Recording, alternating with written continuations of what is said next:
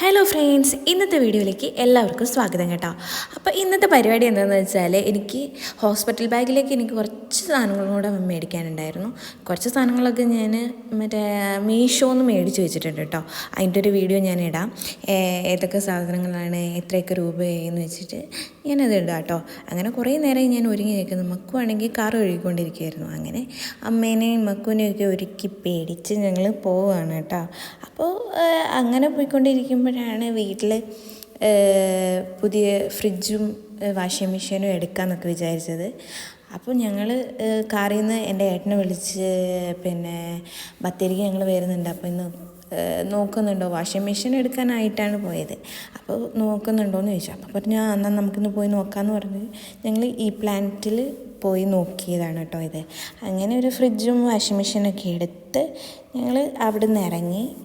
അന്ന് കൊണ്ടുവരില്ലായിരുന്നു, 2 ദിവസം കഴിഞ്ഞിട്ടാണ് കേട്ടോ അവർ കൊണ്ടുവരുന്നത്.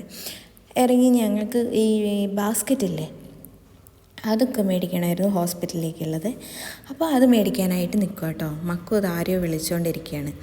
അങ്ങനെ ഈ ഒരു ബ്ലാക്ക് ബാസ്ക്കറ്റില്ലേ അവിടെ നിൽക്കുന്നുണ്ടല്ലേ, അവിടെ വെച്ചേക്കുന്നത് കണ്ടില്ലേ, ഈ ഒരു ബ്ലാക്ക്, അത് തുണിയൊക്കെ ഇടാനായിട്ട് അങ്ങനെ മേടിച്ചു. ഇത് ഹോസ്പിറ്റലിലേക്കായിട്ട് കൊണ്ടുപോകാനായിട്ട് ഇങ്ങനൊരു ബാസ്ക്കറ്റും കൂടെ മേടിച്ചു കേട്ടോ.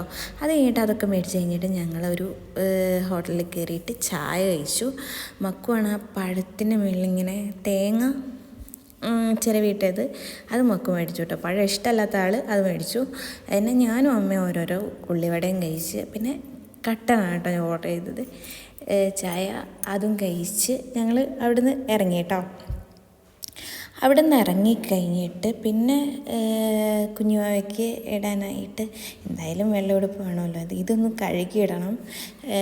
അല്ലെങ്കിൽ ഇത് എവിടെ ഇട്ടതാ എങ്ങനെ, കുറേ പേരൊക്കെ ഇങ്ങനെ എടുത്ത് നോക്കുമല്ലോ. അപ്പോൾ അതെന്തായാലും കഴുകിയിട്ട് എങ്ങാണ്ട് നല്ലോണം ഡെറ്റോൾ ഇട്ട് കഴുകി ഉണക്കി തേച്ചൊക്കെ വേണമല്ലോ നമ്മൾ കൊണ്ടുപോകാനായിട്ട്. അപ്പം മേടിച്ച് യൂസ് ചെയ്യുന്നതിനെക്കാട്ടും നല്ലതല്ലേ. അപ്പം അങ്ങനെ ഒരെണ്ണം മേടിച്ചു. പിന്നെ ഒരു ടർക്കി മേടിച്ചു. പിന്നെ ആ റോസ് ഉടുപ്പ് കണ്ടില്ലായിരുന്നു, അത് മേടിച്ചു. കുഞ്ഞു കടയാണെങ്കിലും നല്ല പൈസ ഉണ്ടായിരുന്നു കേട്ടോ അവിടെ. ഇത്ര സാധനം മേടിച്ചതിന് തന്നെ 1300 രൂപയായി. അങ്ങനെ ഞങ്ങൾ വീട്ടിലേക്ക് തിരിച്ചു. ഇന്നത്തെ വീഡിയോ ഇത്രയേ ഉള്ളൂ. ബൈ.